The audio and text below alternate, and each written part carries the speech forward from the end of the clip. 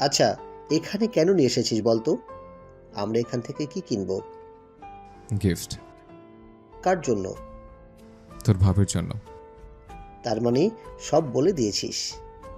আরে না, সময় হলে ঠিকই বলে দেব। আচ্ছা রুদ্র, একটা কথার উত্তর দে তো। বল। স্নেহা যদি চায় তুই আমাদের ছেড়ে দে, তাহলে তুই কি আমাদের ছেড়ে চলে যাবি? খুব কঠিন প্রশ্ন করে ফেললে। আমি তোদের কখনোই ছাড়তে পারবো না। আর স্নেহে কিছু চাইলে না দিয়েও থাকতে পারবো না। খুব ভালোবাসিস তাই না? হ্যাঁ, খুব। এই প্রথম তোর চোখে মুখে এত খুশি। আগে কখনো এত খুশি হতে দেখিনি তোকে। আমার জীবনের সবকিছু যেন প্রথম হচ্ছে। প্রথম কাউকে দেখা, কাউকে অনুভব করা, ভালো লাগা, ভালোবাসা, পাওয়ার ইচ্ছে, হারানোর ভয়, গলির মোড়ে অপেক্ষা করা, কারো পেছন পেছন লুকিয়ে যাওয়া, কারোর জন্য গিফট কেনা, সবই প্রথম। তুই খুশি তো আমিও খুশি। আর তোর এই হাসি মুখটা দেখার জন্য আমি সব কিছু করতে পারি। আমিও তোর জন্য সব করতে পারি। আরে বোকা, লোকে দেখলে কি বলবে বলতো? হুম, তোর গিফট কেনা শেষ হলে বাসায় চল, খুব খিদে পেয়েছে। হুম, হয়ে গেছে, চল। ওরা বাসায় পৌঁছালো। রুদ্র খাবার টেবিলে বসে বসে ভাবছে কিভাবে গিফটটা স্নেহাকে দেওয়া যায়। উপহারটা দেবার জন্য মনটা ছটফট করছে। সকালে একবার দেখা হয়েছে, বিকেলে দেখা হলে যদি কিছু মনে করে, না না, উপহার পেয়ে স্নেহা খুব খুশি হবে, সে তো এত কিছু মনে করবে না। রুদ্র আর অন্য কিছু ভাবলো না, বিকেলে স্নেহাকে গিফটটা দিয়ে দেবে ঠিক করে নিল। আছে তো, অফিস যেতে হবে, অনেক কাজ জমা হয়ে আছে। তোর আর কি কাজ, বখাটে ছেলেদের হাত পা ভাঙা ছাড়া? আমাদের বিজনেসটাই তো এই, ভাইয়া। হুম, কিন্তু বিকেলে না গেলে হয় না? আমি আর তুই সন্ধ্যা একসাথে চলে যাবো না হয়? বিকেলে কি দুইজন ঘোড়ার ঘাস কাটবো বসে বসে? না, অপেক্ষা করবো কারোর জন্য। রুদ্র আবার? যাবি কিনা তাই বল। তুই বললে কি না গিয়ে পারবো আমি? আচ্ছা চল তাইলে। বুঝছি, যত তাড়াতাড়ি সম্ভব ভাবিকে বাসায় নিয়ে আসতে হবে, না হলে রাস্তায় দাঁড়িয়ে থাকতে থাকতে মান সম্মান যাবে। তাহলে তাই কর। সে কখন থেকে দাঁড়িয়ে আছে রাস্তার এক কোণায়। কখন যে স্নেহা কোচিং শেষ করে এই পথ ধরে আসবে, সেই অপেক্ষায় আছে রুদ্র। দুই বন্ধু দাঁড়িয়ে দাঁড়িয়ে 3-4টে সিগারেট শেষ করে ফেলেছে, এখন আরেকটা ধরিয়েছে। রুদ্র দূর থেকে স্নেহাকে দেখতে পেল, দেখেই হাত থেকে সিগারেট ফেলে মুখে চকলেট ভরে দিল। স্নেহা যতই কাছে আসছে, সেই অনুভূতিটা হচ্ছে রুদ্রের। শরীর কাঁপছে, তবুও ঘামছে। একটু একটু করে স্নেহা সামনে চলে আসছে, সাথে একটা মেয়েও আছে। সাইফ দাঁড়িয়ে আছে পেছনে। আরে আপনি এখানে? হ্যাঁ, তোমার জন্য অপেক্ষা করছিলাম। আমার জন্য? হুম। কিন্তু কেন? না মানে এটা বড় একটা বক্স স্নেহার দিকে এগিয়ে দিল। এটা কি? গিফট। কার জন্য? আপনার মানে তোমার জন্য। আমার জন্য? কিন্তু আমার তো জন্মদিন না, বা আজ তো বিশেষ কোনো দিনও না, তো গিফট কেন? এটা আমার সাথে সময় কাটানোর জন্য দিতে ইচ্ছে হচ্ছিল, তাই দিলাম। নেবে না? না নিবার কোনো কারণ দেখছি না। অনেক ধন্যবাদ আপনাকে। রুদ্রের হাত থেকে নিল গিফটটা। তোমাকে ধন্যবাদ। এত বড় কেন এটা? কি আছে এতে? সারপ্রাইজ। সারপ্রাইজ বাসায় গিয়ে দেখবে প্লিজ। আচ্ছা, সন্ধ্যা হয়ে আসছে, এখন তাহলে আসি আমি। দেখা হবে আবার। হুম, অবশ্যই। স্নেহা চলে গেল। রুদ্র দাঁড়িয়ে রইল স্নেহার যাবার পথে। আচ্ছা, গিফট পেয়ে কি স্নেহা খুশি হবে? ভাবতে ভাবতে রুদ্র আর সাইফ অফিসে চলে যায়। এই অফিসে বসেই ওরা প্ল্যান করে কাকে কিভাবে মারবে বা শিক্ষা দেবে। একদিনে অনেক অনেক কন্ট্রাক্ট হয় মানুষ মারার। রুদ্র সবার বস, তাই যা করতে হবে তা রুদ্র বলে দেয়। এই কয়েকদিন ধরে রুদ্র কোনো কিছুতে মন দিতে পারছে না। রুদ্র ওর কেবিনে বসে আছে, এমন সময় সাইফ আসলো। কিরে, মন খারাপ? কই না তো। কিছু ভাবছিস? ভাবনাতে তো অনেক কিছু আসে। আমি জানি তুই স্নেহাকে নিয়ে ভাবছিস। আমি যা করছি ঠিক করছি তো? আমার কারণে যদি স্নেহার কোনো বিপদ হয়েছে? তুই থাকতে বিপদ ওর আশেপাশেও আসতে পারবে না। যদিও আমাকে মেনে না নেয়? বারবার এই কথা নিয়ে কেন চিন্তা করছিস বলতো? এই একটা কথাই শুধু মাথায় ঘুরছে। যা হবে ভালো হবে, দেখিস। তোর মতো কেউ ওকে ভালোবাসতে পারবে না। আমার ভালোবাসা বুঝবে তো? হ্যাঁ, বুঝবে। যদি না বুঝে? তুই কিছু চাইলে আমি দেইনি এমন কখনো হয়নি, এবারও হবে না। স্নেহা শুধু তোর। হ্যাঁ, স্নেহা শুধু আমার। ওকে অন্য কারো হতে দিব না আমি। ওকে পেতে যত না নিচে নামতে হয় আমি নামবো। তোর জন্য একটা গিফট আছে। আমার জন্য? দেখা। এই নে। এটা কার নাম্বার? তোর বউয়ের। স্নেহার? হুম। তুই কিভাবে পেলি? তোর বন্ধু তো এইটুকু করতে পারবে না। লাভ ইউ দোস্ত। এটা আমাকে না বলে স্নেহাকে বলবি, কাজে দেবে। এখন চল সবাই যাই, এখানে তো কাজের কাজ কিছুই হলো না। আচ্ছা চল। রুদ্রের যেন আর তর সইছে না, কখন স্নেহার সাথে কথা বলবে এটা ভেবে মনটা আকুপাকু করছে। বাসায় ফিরে কিছু না খেয়েই রুমে চলে গেল রুদ্র। বারবার ফোন হাতে নিয়ে সময় দেখছে আর স্নেহার ফোন নাম্বারটা দেখছে। ফোন দেবে কি না বা দিয়ে কি বলবে এটা নিয়ে সংশয়ে পড়ে গেল রুদ্র। নিজেকে খুব উত্তেজিত লাগছিল, অন্য কিছু না ভেবে ফোন দিয়েই ফেলল। ওপাশে ফোন বাজছে। রুদ্রের নিঃশ্বাস বেশ জোরে চলছে, কাঁপছে শরীর। হ্যালো? হ্যালো? কি ব্যাপার, ফোন করে কথা বলছেন না কেন? না মানে কে আপনি? আমি রুদ্র। ও আপনি? হ্যাঁ। এত রাতে আপনি ফোন করেছেন আর আপনি নাম্বার পেলেন কোথায়? রুদ্রের কাছে এসব কোনো ব্যাপার না। কেন, আপনি কি সন্ত্রাস নাকি যে সবকিছুই সহজে পেয়ে যান? না আসলে তা নয়। আচ্ছা বুঝলাম, কিন্তু এত রাতে কি মনে করে? কালকেও তো কথা বলা যেত, তাই না? তা যেত, কিন্তু খুব ইচ্ছে করছিল তাই। কি ব্যাপার বলুন তো, হঠাৎ করে আমার সাথে কথা বলার ইচ্ছে জাগলো কেন? না এমনি। গিফট কেমন লাগলো? এটা শোনার জন্যই কি ফোন করেছেন? আরে না। কারো প্রিয় কোনো জিনিস উপহার পেলে সে খুশি না হয়ে থাকতে পারে। আমি খুব খুব খুশি হয়েছি। গিটারটা দেখতে খুবই সুন্দর হয়েছে। আপনাকে অসংখ্য ধন্যবাদ। আমি নিজে পছন্দ করে কিনেছি। একটা কথা বলবো? বলুন। হুম, বলো। সকালে বললাম আমার গিটার খুব পছন্দ, আর বিকেলেই একটা গিটার গিফট পেলাম। ব্যাপারটা অদ্ভুত না? তোমার জন্য আকাশের 4টে এনে দেব, শুধু একবার ভালোবাসো। কিছু বললেন মনে হলো? না কিছু না তো। আচ্ছা, আমাকে এত বড় একটা সারপ্রাইজ দিলেন, এখন আমি আপনাকে কি দেব বলুন তো? তুমি যাই দিবে বুকে আঁকলে রাখবো। তাই তো কালকে দেখা করি। অবশ্যই। এভাবেই একটার পর একটা কথা বলে যাচ্ছে দুজন, কথা যেন শেষই হতে চাইছে না। স্নেহা কি বুঝবে রুদ্রের ভালোবাসা? রুদ্র বেশ দেরি করে ঘুম থেকে উঠল।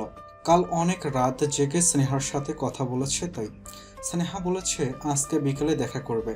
রুদ্র ঘুম থেকে উঠেই কড়া করে 1 কাপ কফি খেল আর অপেক্ষায় রইল কখন বিকেল হবে। অপেক্ষা, সে তো এক কঠিন জিনিস। রুদ্র অপেক্ষা করছে, কিন্তু সময় যেন যেতেই চাইছে না আজকে। সময়টাও বড্ড হিংসুটে হয়ে গেছে আজ। অবশেষে সেই সময় ঘনিয়ে এলো। রুদ্র পুকুর পাড়ে বসে বসে অপেক্ষা করছে স্নেহার। কিছুক্ষণের মধ্যেই স্নেহা চলে আসলো, সাথে একটা মেয়ে। মেয়েটা স্নেহার কলিজা, মানে বেস্ট ফ্রেন্ড, নাম ইকরা। একই সাথে পড়ে দুজন। হাই। হুম। এই দাঁড়িয়ে আছিস কেন? এখানে বস না। না রে, খুব মাথা ব্যথা করছে। তুই গল্প কর, আমি না হয় অন্য কোনো দিন গল্প করব। এখন আসি।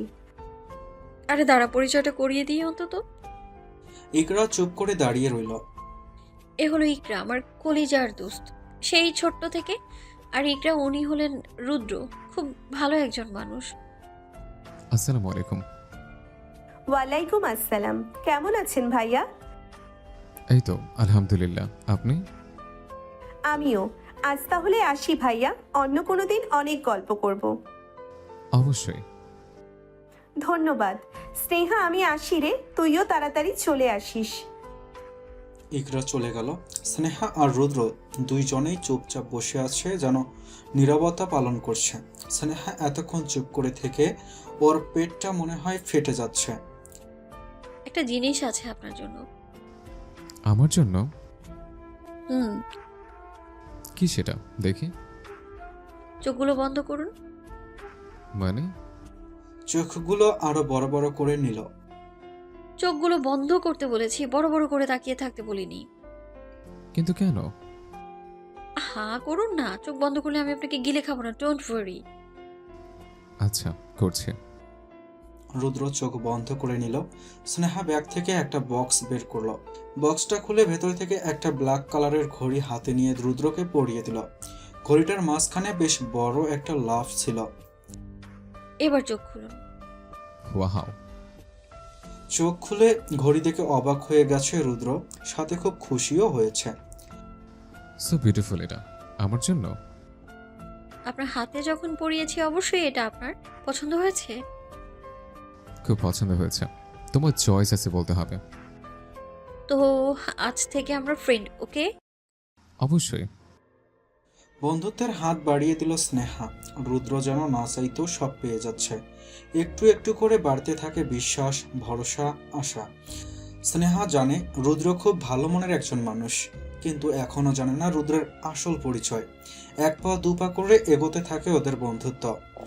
এক কথা বলতে বলতে একসাথে অনেক সময় পার করে দেয়, তবুও যেন কথা শেষ হয় না। একই রাস্তায় হাত ধরে হাঁটতে থাকে বহু দূরের রাস্তা।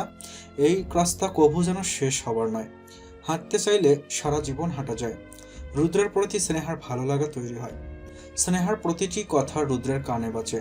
মেয়েটার কথার রানী, কথা বলতে বলতে হারিয়ে যায়। স্নেহার প্রতি ভালোবাসাটা বেড়েই চলছে। প্রতিদিন সকাল বিকেল দেখা করাটা যেন রুটিন হয়ে গেছে ওদের। রুদ্র স্নেহাকে ওর বাসায় নিয়ে আসে। বাড়িটা নিজের মতো করে সাজিয়ে নিয়েছে স্নেহা। সে কিসের টানে এইসব করছে সে নিজেও জানে না। মাঝে মাঝে কলেজ শেষে এই বাসায় এসে নিজ হাতে রান্না করে, আর রুদ্র পেছনে দাঁড়িয়ে দাঁড়িয়ে দেখে। অবশ্য স্নেহা নিজেই রুদ্রকে রান্না শিখতে বলে, যেন বউকে রান্না করে খাওয়াতে পারে। মাঝে মাঝে স্নেহা রুদ্রের বাড়িতে এসে শাড়ি পরে। ওর নাকি শাড়ি পরতে বেশ লাগে, তাই তো রুদ্রের ডয়ার ভরা শুধু স্নেহার কাপড়ে। শাড়ির আঁচলটা কোমরে গুজে চুলগুলো হাত খোপা করে রান্না শুরু করে দেয়। তখন স্নেহাকে একদম বউ বউ লাগে। রুদ্রের ইচ্ছে করে স্নেহাকে পেছন থেকে জাপটে ধরতে, কিন্তু ইচ্ছে থাকলেও উপায় নেই। মাঝে স্নেহা ফুচকা আইসক্রিম খাবার বায়না ধরে, তাও মাঝরাতে। আর স্নেহার হুকুম মতো যা যা চাই সবই রুদ্র এনে হাজির করে। মাঝে মাঝে এমন বায়না খারাপ না, বরং ভালোই লাগে ওর। মাঝে অনেক দূরে হারিয়ে যায় দুইজন, কিন্তু স্নেহা রুদ্রকে শুধুই বন্ধু ভাবে। এটা রুদ্র খুব ভালো করেই জানে, তাই আজও নিজেদের মনের কথা বলতে পারেনি। হয়তো কোনো একদিন স্নেহা বুঝবে। স্নেহা আজও জানতে পারেনি রুদ্র কিসের বিজনেস করে। রাত 12টা হঠাৎ করেই রুদ্রর ফোনে সাইফের কল আসলো। রুদ্র ফোন রিসিভ করতেই, কিরে তুই কই? বাসায়? কেন, কি হয়েছে? কোনো কিছু জানিস না? কি জানবো, কি হয়েছে খুলে বলো। খুব বড় একটা দুর্ঘটনা ঘটে গেছে রুদ্র। সাইফ, বলবি প্লিজ? আর তুই কোথায় এখন? হাসপাতালে। কেন? ঋতু নেই, সে মারা গেছে। কিভাবে কি হয়েছিল খুলে বল সবটা। আর কে ঋতু? ঋতু মহিলা কলেজের ইন্টার সেকেন্ড ইয়ারের একজন ছাত্রী। আজকে বিকেলে কলেজ থেকে ফেরার পথে আফজাল চৌধুরীর ছেলে ইকবাল ওকে ধর্ষণ করে রাস্তায় ফেলে রাখে। আমি খবরটা শুনে সন্ধ্যায় ওকে নিয়ে মেডিকেল কলেজ হসপিটালে চলে আসি। একটু আগে ডাক্তার জানায় সে আর নেই। কথাটা শেষ করে বেশ শব্দ করেই কেঁদে উঠল সাইফ। রুদ্র চুপ করে রইল। কি বলবে, মুখ দিয়ে কোনো কথা বের হচ্ছে না। মেয়েটার কথা শুনে চোখের সামনে নিজের ছোট্ট ছোট্ট দুটো বোনের কথা মনে পড়ে গেল। কিরে এখন চুপ করে থাকবি? কিছু তো বল। এইসব চুপচাপ সহ্য করে নিবি তুই? ইকবাল এখন কোথায়? ওয়েট কর একটু, ভোর হলেই সব বলে দেব। রুদ্রের চোখগুলো লাল হয়ে আসছে, রক্তবর্ণ ধারণ করেছে চোখ দুটো। রুদ্র এইসব থেকে পিছিয়ে গেছে, তার মানে এই নয় যে অন্যায়কে চুপচাপ মেনে নেবে সে। যে যা অন্যায় করবে তার ফল রুদ্র তাকে ফেরত দিবে। সারা রাত ঘুম আসলো না। ব্যালকনিতে দাঁড়িয়ে আছে রুদ্র। দাঁড়িয়ে দাঁড়িয়ে সাইফের ফোনের অপেক্ষা করছে। একটু একটু আলো ফুটে উঠছে, পাখিরা গান গাইছে। নতুন একটা সকাল, কিন্তু এই সকালটা কারো মা বাবা কেঁদে বুক ভাসিয়ে দিচ্ছে। কেউ ঘুমিয়ে আছে চিরনিদ্রায়। কথাটা মনে হতেই পায়ের রক্ত মাথায় উঠে গেল। কিছুক্ষণের মধ্যেই সাইফের কল আসলো। হ্যাঁ বল। ইকবালের খবর পেয়ে গেছি। কোথায়? জাস্ট ফুর্তি ক্লাবে ছিল সারা রাত, এখন ওখানেই আছে। আচ্ছা। আচ্ছা, তুই কিন্তু একা কিছু করবি না, আমি আসছি। আফজাল চৌধুরী খুব খারাপ একজন মানুষ। মানুষ বললে ভুল হবে, একটা অমানুষ। ওর ছেলের কিছু হয়ে গেলে পুরো ঢাকায় আগুন জ্বালিয়ে দেবে। যা করার আমাদের সাবধানে করতে হবে। ঋতুর দেহটা কোথায় পাওয়া গিয়েছিল? মহিলা কলেজের সামনে। তুই কলেজে আয়, আমি 10টার দিকে পৌঁছে যাব। রুদ্র, আমার কথা শোন রুদ্র। ফোনটা কেটে দিল রুদ্র। এখন ওকে কি করতে হবে ও খুব ভালো করেই জানে। গাড়ি নিয়ে বেরিয়ে পড়ল। সোজা গিয়ে ক্লাবের সামনে গাড়ি থামিয়ে গাড়ি থেকে নেমে পড়ল রুদ্র। হাতে গাড়ির চাবিটা ঘোরাতে ঘোরাতে ক্লাবের ভেতরে চলে গেল। ক্লাবের ভেতরে বেশ অনেকগুলো রুম আছে। রুদ্র জানে এই মুহূর্তে ইকবালকে কোন রুমে পাওয়া যাবে। রুমের সামনে গিয়ে 2-3 বার শব্দ করে ডাকলো ইকবালকে, কিন্তু কোনো সাড়া শব্দ না পেয়ে 2-3টা লাথি দিয়ে ভাঙতে হলো দরজাটা। রুদ্র রুমে ঢুকে দেখে ইকবাল মশাই একটা মেয়ের সাথে মস্তি করছে খালি গায়ে। খালি গায়ে লোকে দেখলে কি বলবে, তাই রুদ্র ইকবালকে একটা শার্ট প্যান্ট দিল পরার জন্য। প্রথমে ভালো করেই বলল, এ নাও, এটা পরে নাও তো, নয়তো বাইরের লোকে দেখলে কি বলবে বলো। তুই এখানে কি করিস? Security security. গায়ে চাদর পেঁচিয়ে নিল। কেউ আসবে না শোনা, ভালো ভালো পড়শালা। পারবো না, তুই এখান থেকে এক্ষুনি বের হ। রাগটা এতক্ষণে অনেক কষ্টে ধরে রেখেছিল রুদ্র, কিন্তু এখন আর পারছে না। হাতের চাবিটা মুঠোয় ধরে সজোরে ইকবালের কপালে একটা ঘুষি দিল, আর কতগুলো লাথি ঘুষি খেয়ে ইকবাল প্যান্ট পরে নিল। এই তো লক্ষ্মী ছেলে, এবার ভাগ দেখি তুই কত দৌড়াতে পারিস। ইকবাল আর কিছু ভাবতে পারল না, দৌড়াতে শুরু করলো। নাক মুখ দিয়ে রক্ত গড়িয়ে পড়ছে, কিন্তু যেদিকে যায় রুদ্র আর রুদ্র। রুদ্র ইকবালকে দৌড়াতে দৌড়াতে কলেজের ভেতরে নিয়ে গেল। কলেজের সামনে বসে আছে সাইফ। কলেজের সব ছাত্রী ভয়ে একসাথে জড়ো হলো। ইকবাল হাঁফাচ্ছে। ইকবালের চারপাশে ঘুরছে রুদ্র। ইকবাল, এদিকে দেখ, কত মেয়ে আছে। দেখ কত সুন্দর সুন্দর নিষ্পাপ মেয়ে আছে, কালকের মতো। নে ছুঁয়ে দেখা। পুরুষও তো দেখানো এত ইচ্ছে তোর, তুই পুরুষ হলে একটা মেয়েকে স্পর্শ করে দেখা। দেখ রুদ্র, আমার বাবা কিন্তু তোকে ছেড়ে দিবে না, এখনও বলছি, ভালোই ভালোই ছেড়ে দে আমাকে। ছাড়ার জন্যই তো তোকে এখানে নিয়ে আসলাম। তোকে খুব পস্তাতে হবে। আরে রাগ তোর ডায়লগ বাজে। আমি তোর মতো লুকিয়ে লুকিয়ে কিছু করি না, আমি যা করি সবার সামনে করি। আমি তোর মতো কাপুরুষ না। তোরা তো জলে কেন? যাকে ধর্ষণ করছিস সে কি তোর মা হয় নাকি বোন হয়? বেশ জোরে হেসে উঠল ইকবাল। কথাটা শুনে রুদ্রের মাথা আর ঠিক থাকলো না। ইকবালকে ধরে মারতে শুরু করে। সাইফ বাধা দিচ্ছিল, কিন্তু আজ রুদ্র কারো কথা শুনবে না। মারতে মারতে টেনে হিসড়ে সমাবেশ মঞ্চের সামনে নিয়ে গেল। চারপাশে মানুষের ভিড়, সবাই যেন কোনো ঘোরের মধ্যে আছে, যেন এখানে নাটক সিনেমা চলছে আর সবাই দর্শক হয়ে দেখছে। তুই ভুল করেছিস, অনেক বড় ভুল করেছিস, যার মাসুল তোর জীবন দিয়ে দিতে হবে। চিৎকার করে কথাটা বলে ইকবালের গলায় দড়ি পরিয়ে দেয়। আজ পতাকার সাথে সাথে ইকবালের লাশ উপরে উঠবে। রুদ্র নিজেই পতাকার উত্তোলন করে, সাথে ইকবালকে। ছটফট করতে থাকে দেহটা। দড়িটা টান দিয়ে ধরে আছে রুদ্র। এমন সময় স্নেহা আর ইকরা সকালের কোচিং শেষ করে কলেজে পৌঁছায়। কলেজে এত ভিড়, তাই দৌড়ে যায় দেখতে যে কি হয়েছে এখানে। ইকরা ব্যাপারটা দেখে ভয়ে চুপসে গেল। স্নেহার মাথায় যেন আকাশ ভেঙে পড়ল। স্নেহা, ওই ছেলেটা ঠিক রুদ্রের মতো, তাই না? আমিও এটাই ভাবছি, দাঁড়া ভালো করে দেখিনি।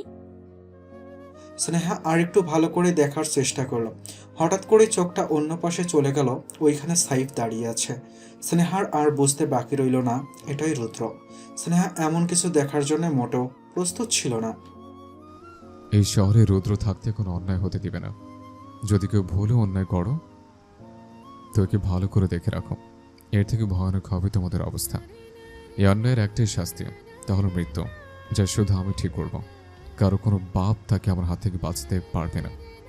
পাপ করলে বুঝে নিও, আমি তোমাদের আচল হয়ে আসবো। এই শহরে কারো হুকুম চলবে না, ওইখানে শুধু আমার হুকুম চলবে। এই শহরের রাজত্ব করব আমি, কারণ আমি এই শহরের ভিলেন। কারো মুখে কোনো কথা নেই, সবার চোখে মুখে ভয়ের ছাপ। সবাই জানে রুদ্রকে, আর চাইলে কি কি করতে পারে। ইকবালের নিথর দেহটা দড়িতে ঝুলছে। এই কোন মানুষটাকে দেখছে স্নেহা? গাল বেয়ে এক ফোঁটা পানি গড়িয়ে নিচে পড়ল। সারা মাঠ কাঁপিয়ে চলে গেল রুদ্র। স্নেহা এখনো দাঁড়িয়ে আছে একই জায়গায়। একটা ঘরের মধ্যে আছে সে। ক্লাস না করেই চলে যায় হোস্টেলে। একই হোস্টেলে ইকরা থাকে, তাই স্নেহার পেছনে পেছনে দৌড় দিল। স্নেহা, এই স্নেহা, দাঁড়া। কি রে, ক্লাস না করে চলে এলি যে? অবশ্য ক্লাস মনে হয় হবে না, যা ঘটে গেল। সবার তো ভয়ে পড়ান চাই চাই অবস্থা। কি রে, কিছু তো বল। ইচ্ছে করছে না। জানি ইয়ার, তোর মতো আমিও তো এত বড় একটা ধাক্কা খেলাম এত কিউট ছেলের এমন জানোয়ার রূপ দেখে। ভাবা যায়? নিজের চোখকে বিশ্বাস করাতে পারছি না। আমিও। জানিস, লোকে বলা বলি করছিল রুদ্র নাকি অনেক বড় একজন মাফিয়া। মানুষ মারাই নাকি তার পেশা। খুব নামকরা ভিলেনও। সবাই ওকে ভয় পায়। এর জন্যই যতবার আমি জানতে চেয়েছি কিসের বিজনেস করে, সে আমায় এড়িয়ে গেছে। আর আমিও বোকার মতো ওকে বিশ্বাস করে গেছি। ওকে প্রথম দেখে কিন্তু মোটেও এমন মনে হয়নি আমার। আমার মনে হয় এই গুন্ডাটা তোর প্রেমে পড়ে গেছে। রাখ তো তোর আচাইরা পেঁচাল। এসব লোকের কি মনে থাকে নাকি? এরা মেয়েদের ভুলিয়ে ভালিয়ে প্রেমের জালে ফাঁসিয়ে রেপ করে মেরে ফেলে। আমার সাথেও তাই করতো। ভাগ্য ভালো বলে এসব হবার আগেই লোকটার আসল চেহারাটা আমার সামনে চলে এসছে। এখন কি করবি? ও কি এত সহজেই তোর পেছন ছেড়ে দিবি? আমি ওকে এড়িয়ে চললেই হয়তো ছেড়ে দিবে। কি হবে পরে দেখা যাবে। আপাতত আমি ওই বাজে লোকটার সামনে যেতে চাইছি না। আচ্ছা চল। চল। বিকেলে রাস্তায় দাঁড়িয়ে আছে রুদ্র। দাঁড়িয়ে দাঁড়িয়ে স্নেহার অপেক্ষা করছে। স্নেহা দূর থেকে রুদ্রকে দেখে ঘুরে অন্য রাস্তা দিয়ে চলে যায়। রুদ্রের সামনে আসতে চায় না, তাই অনেক অপেক্ষা করে রুদ্র, কিন্তু স্নেহাকে পায় না। তাই বাধ্য হয়ে স্নেহার হোস্টেলের সামনে গিয়ে দাঁড়ায়। অনেকবার স্নেহার কাছে খবর পাঠায় একটু ব্যালকনিতে আসার জন্য, কিন্তু স্নেহা আসেনি। আজ সারাদিন রুদ্র স্নেহাকে দেখেনি। প্রচণ্ড রাগ হচ্ছে স্নেহার ওপর। একবার দেখা করলে কি এমন হয়ে যেত। নিজেই পায়চারি করছে রুদ্র। রাতে অনেকবার ফোন দেয় স্নেহার কাছে। প্রথম কয়েকবার বাজার পর থেকে বদ্ধ বলছে। রুদ্রের ইচ্ছে করছিল এত রাতেই স্নেহার কাছে চলে যেতে, গিয়ে কতকগুলো ধমক দিতে, কিন্তু এটা রুদ্র পারবে না, সে জানে। এমনভাবেই যেতে লাগলো দিনগুলো। স্নেহা রুদ্রের সামনে আসে না। মাঝে মাঝে সামনে চলে আসলে না দেখার ভান করে সরে পড়ে। রুদ্রকে কথা বলার কোনো সুযোগ দেয় না। রুদ্র কথা বলার অনেক চেষ্টা করে, কিন্তু স্নেহা বলতে চায় না। রুদ্র বুঝতে পারছে না স্নেহা কেন এমন করছে। এতদিন তো সব ভালোই চলছিল, হঠাৎ করে কি হয়ে গেল? স্নেহার কাছে জানতে চাইবে আজ যে ওর সমস্যাটা কি। হোস্টেল থেকে কিছুটা দূরে দাঁড়িয়ে আছে রুদ্র আর সাইফ। এই রাস্তা দিয়েই আসবে স্নেহা। আজ একটা কিছু বলতেই হবে ওকে। ওর জন্য কোনো কিছুইতেই মন দিতে পারছে না রুদ্র। রাগে চোখ মুখ লাল হয়ে আছে রুদ্রর। মনে হয় স্নেহাকে পেলে চিবিয়ে খাবে। কিছুক্ষণ পর স্নেহা চলে আসলো। স্নেহাকে দেখে রাগটা দ্বিগুণ বেড়ে গেল। একটা ছেলের সাথে কথা বলে হাসতে হাসতে ঢলে পড়ল ছেলেটার গায়ে। রুদ্র এটা দেখে দাঁতে দাঁত চেপে আছে। এসব আর সহ্য হচ্ছে না। ইচ্ছে হচ্ছে এক্ষুনি স্নেহাকে তুলে নিয়ে যেতে, সারা জীবনের জন্য। রুদ্র রাগে গজগজ করতে করতে স্নেহার সামনে গিয়ে দাঁড়ালো। রুদ্রের লাল লাল চোখ দেখে ওই দিনের কথা মনে পড়ে গেল। কথাটা মনে পড়তেই ঢোক গিলতে লাগলো স্নেহা, ভয়ে কাঁপছে। এটা কে? হুম। কে এটা? ছেলে। সে তো দেখতেই পাচ্ছে, কিন্তু এই ছেলে কি হয় তোমার? হ্যাঁ, ফ্রেন্ড। মহিলা কলেজে ছেলে আসে কিভাবে? Coaching friend. আজকাল ফ্রেন্ডের হাত ধরে হাঁটতে হয়, তাই না? না, মানে স্নেহার কথা জড়িয়ে যাচ্ছে। রুদ্র এবার ছেলেটার একদম সামনে চলে গেল। নাম কি? নিলয়। দুনিয়াতে কি মেয়ের অভাব ছিল? এর সাথে কেন বন্ধুত্ব করতে হলো তোমার? মানে? মানেটা একদম সোজা। আজকের পর থেকে তোমাকে যেন স্নেহার আশেপাশে না দেখে। যদি দেখি, বাকিটা সময় হলে বুঝিয়ে দেব। কিন্তু তুমি এখন চুপ থাকো, আমরা কথা বলে নিই। কিছুক্ষণ অপেক্ষা করো, তোমাদের সাথে অনেক কথা বলার বাকি আছে। তো ছোট ভাই, আমাকে নিশ্চয়ই চেনো? হ্যাঁ, রুদ্র। কি? রুদ্র ভাই। হ্যাঁ, চেনো যখন জানে হয়তো আমার কথা না শুনলে এর পরিণতি কি হয়। মাথা নাড়িয়ে হ্যাঁ বলল। এখন লক্ষ্মী ছেলের মতো বাড়ি চলে যাও, নয়তো তোমার মা চিন্তা করবে। নিলয়ের শার্টের কলার ঠিক করতে করতে বলল রুদ্র। নিলয় ভয়ে চুপসে গেছে, কিছু না বলে চুপচাপ চলে গেছে। স্নেহাও পাশ কাটিয়ে চলে যেতে চাইল, কিন্তু পারল না। পেছন থেকে রুদ্র ওর হাতটা চেপে ধরল। ছাড়ুন, লাগছে আমার। পাখা গুজিয়েছে তোমার, তাই না? যা ইচ্ছে হয় তাই করবা? ইচ্ছে হলে হাত ধরবা, ইচ্ছে হলে ছেড়ে দিবা, আর আমি চুপচাপ দেখবো? হ্যাঁ, কি বলছেন এসব? আমি তোমার খেলনা না শোনা। এখন বলো, সমস্যা কোথায় তোমার? আমার কোনো সমস্যা নেই। কই? আমি তোমার সাথে কথা বলার জন্য, দেখা করার জন্য পাগল হয়ে যাই, আর তুমি আমাকে দেখিয়ে পালিয়ে যাও। কেন করো এসব? আমি কোনো ভিলেনের সাথে বন্ধুত্বে জড়াতে চাই না। অনেক আগে জড়িয়ে গেছো, নতুন করে জড়ানোর কোনো প্রশ্নই আসে না। আমি আপনার হাত থেকে মুক্ত হতে চাই। প্লিজ মুক্তি দিন আমায়। সরি শোনা, আমি অতটা মহান নই, তো আমি কিছু দিতে পারবো না তোমাকে। দূরে থাকুন আমার থেকে, প্লিজ। আর শোনো, কোনো ছেলে বন্ধুর দরকার নেই তোমার। হ্যাঁ, কালকে থেকে কোনো ছেলের সাথে কথা বলবা না, ওকে? যদি আমি দেখতে পাই, অনেক খারাপ হবে। জানি তো আমি কি কি করতে পারি। তোমার ফোনটা বন্ধ কেন? সিমটা খুলে ফেলেছি।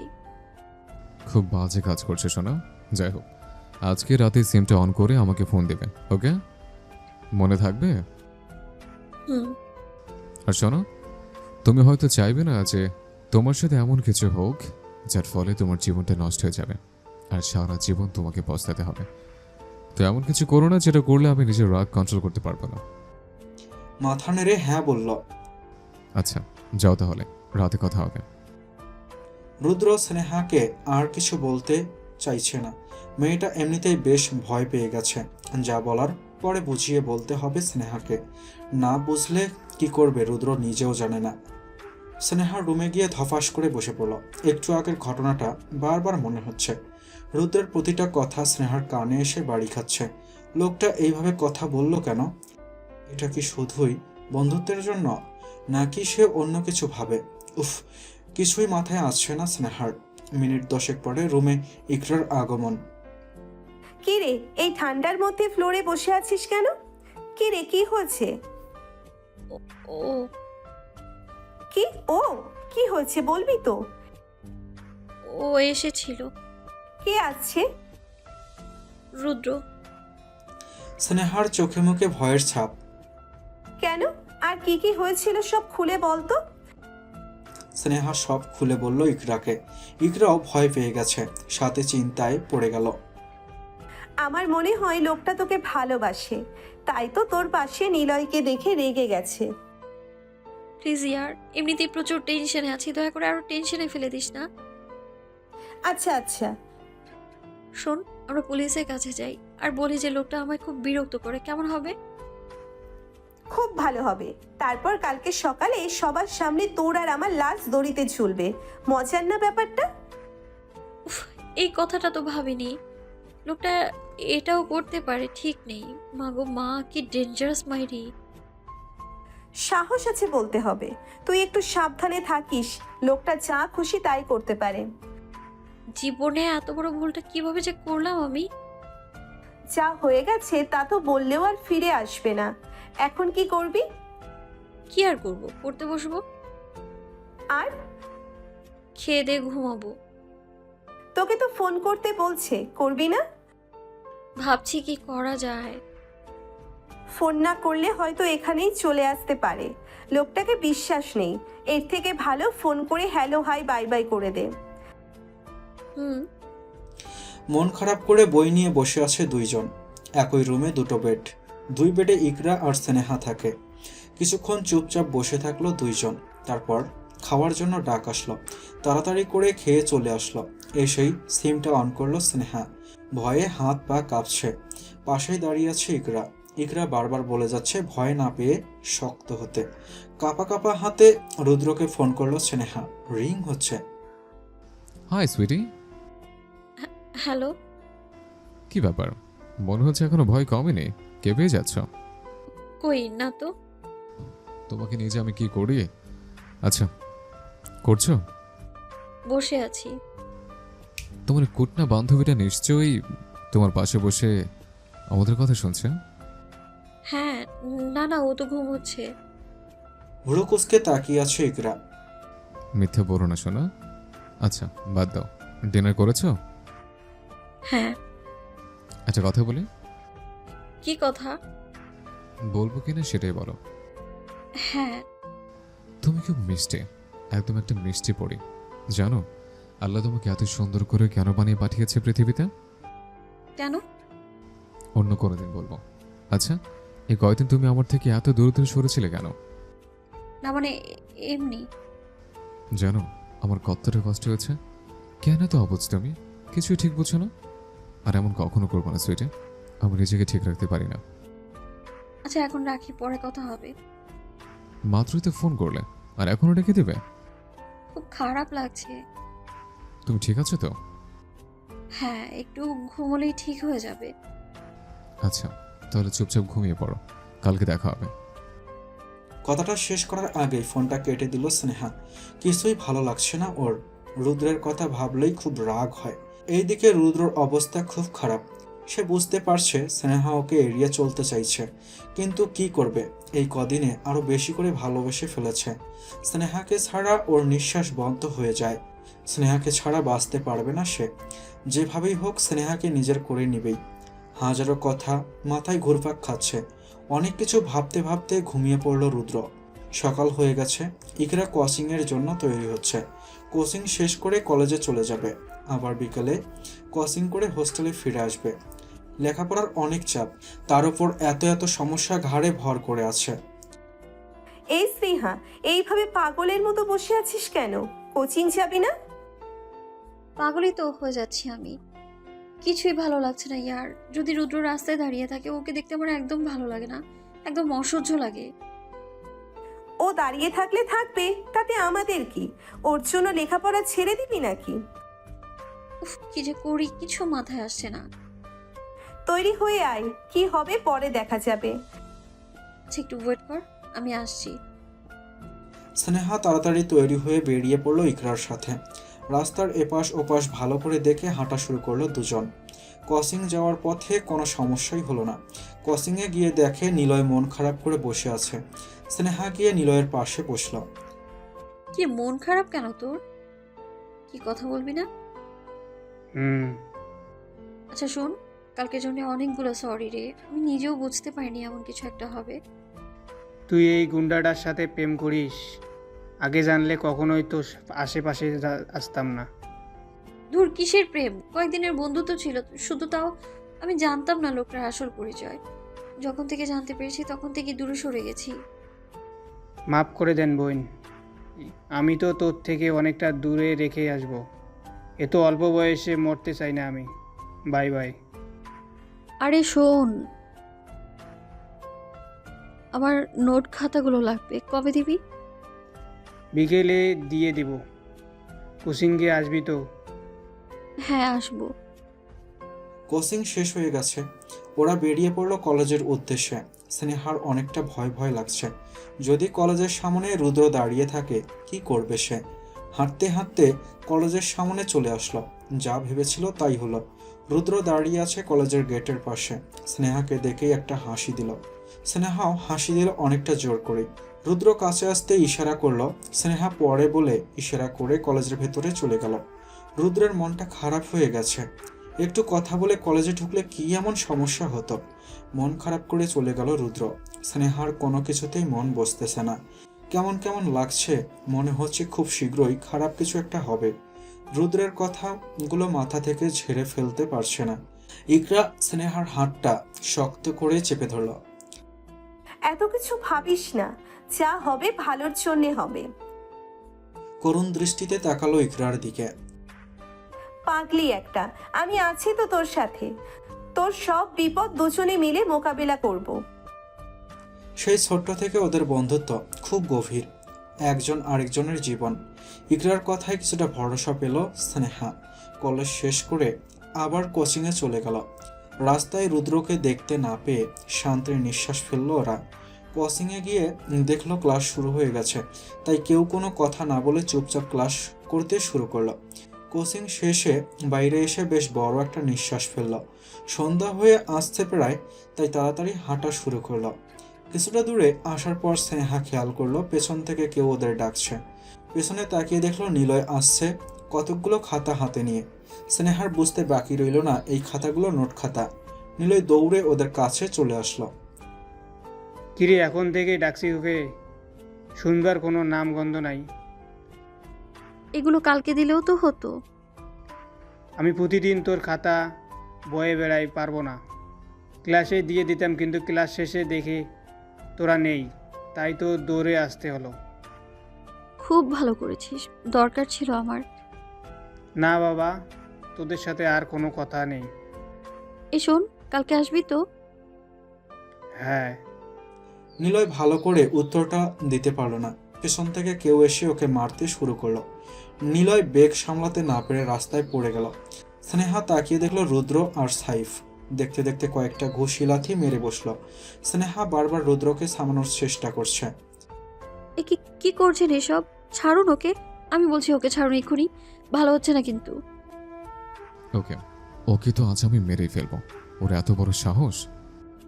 প্লিজ ছাড়ুন ওকে, ওর কষ্ট হচ্ছে, রক্ত বের হচ্ছে। তুই একদম চুপ। কিছুটা ভয় পেয়ে গেল স্নেহা। এইদিকে ইকরাও চেষ্টা করছে ওদের থামাতে, কিন্তু ওরা কিছুতেই থামছে না। এতক্ষণে চারপাশের লোকজনে ভরে গেছে, কিন্তু কেউ এগিয়ে আসছে না ওদের থামাতে। ওরা বেশ মজা নিয়ে দেখছে। স্নেহা কিছুটা সাহস নিয়ে নিলয়কে নিজের আষ্টে পৃষ্ঠে জড়িয়ে নিয়েছে। এখন রুদ্র নিলয়কে মারতে গেলে স্নেহার গায়ে লাগবে, তাই রুদ্র থেমে গেল। তুই এখান থেকে সরে যা, আমাদের মাঝে তুই আসবি না। সমস্যা কি আপনার? কুকুরের মতো ব্যবহার কেন করছেন আপনি? অনেক সমস্যা আমার, আর তুই আমাকে কুকুর হতে বাধ্য করতেছিস। কিসের এত সমস্যা আপনার শুনি? তোর সাথে ছেলেকে মিশতে না করেছিলাম, ও কেন আসলো তোর কাছে? ওকে তো মেরে ফেলবো আমি। এমন ভাবে বলছেন যেন আমি আপনার সম্পত্তি, আর ছেলেটা শুধুমাত্র নোট খাতাগুলো দিতে এসেছিল, আর কিছুই না। হ্যাঁ হ্যাঁ, তুই আমার সম্পত্তি, শুধু আমার। কে তোর দিকে চোখ তুলেও তাকাতে পারবে না। যদি ভুলেও তাকায়, তোর চোখ তুলে নেব আমি। স্নেহা চোখ বড় বড় করে তাকিয়ে আছে রুদ্রর দিকে। তার মানে আপনি আমাকে? হ্যাঁ, আমি ভালোবাসি তোকে। তুই শুধু আমার, অন্য কারো কথা স্বপ্নেও ভাবতে পারবি না, তাহলে খুব খারাপ হবে। তোর সবকিছু আমার, তোর মন শরীর সবকিছু শুধু আমি থাকবো, অন্য কেউ না। স্নেহা যেন আকাশ থেকে পড়ল। কি বলবে কিছুই বুঝতে পারছে না। এটা হয় না, আপনার মতো অমানুষের সাথে আমি? না না, এটা কখনোই সম্ভব না। রুদ্র চাইলে সব সম্ভব। ভালো ভালো আমাকে মেনে নে, নয়তো আমার অমানুষের রূপটা এখনো দেখিস নে, যা দেখাতে বাধ্য হব আমি। আর কালকে বলেছিলাম তোর কোনো ছেলে বন্ধুর দরকার নেই, শুনলি না আমার কথা? তাই তো আজ ছেলেটার এমন অবস্থা হলো। তুই নিচে আসবি আমার কাছে, দেখে নিস। আমি অপেক্ষা করব। ভালোবাসি তোকে, এই কথাটা ভালো করে মাথায় ঢুকিয়ে নে। নিচে পড়ে আছে নিলয়, নাক মুখ দিয়ে রক্ত বের হচ্ছে। রুদ্র একটা ছেলেকে ডেকে কিছু টাকা দিয়ে নিলয়কে ভালো কোনো হাসপাতালে ভর্তি করার জন্য বলে চলে গেল। স্নেহা রীতিমতো কাঁপছে। রাস্তার লোকগুলো সব শুনছে, কি করবে কিছুই বুঝতে পারছে না। সাথে ইকরাও বেশ ভয় পেয়ে গেছে। ভয়ে কোনো কথা বের হচ্ছে না ওদের মুখ দিয়ে। রাস্তায় দাঁড়িয়ে আছে স্নেহা আর ইকরা। স্নেহার জুতাগুলো খুঁজে পাচ্ছে না, টানা হেসরায় কোথায় পড়ে আছে কে জানে। ফোনটাও ভেঙে গেছে হাত থেকে পড়ে। রাত হয়ে গেছে। নিলয়ের মাথার রক্তে স্নেহার কলেজের সাদা জামাটা রঙিন হয়ে গেছে। মাথাটা বেশ ঘুরছে স্নেহার, মনে হচ্ছে এক্ষুনি মাথা ঘুরে রাস্তায় পড়ে যাবে।